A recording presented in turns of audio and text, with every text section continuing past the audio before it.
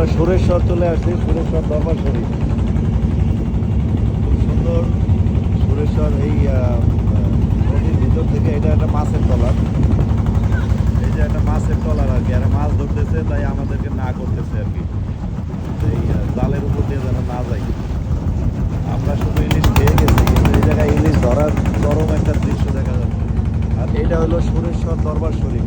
সুরেশ্বর দরবার শরীফ অনেক সুন্দর দেখা যাচ্ছে নদী থেকে,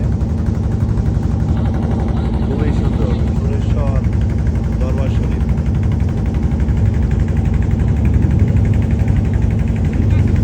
অনেকটা গরিবের তাজমহলের মতো, গরিব না ঠিক, ধনীদের তাজমহলের মতোই লাগতেছে নাকি। অনেক বড় এরিয়া, আমরা ওয়াইড অ্যাঙ্গেলে দিচ্ছি, না হইলে দেখা যাচ্ছে না।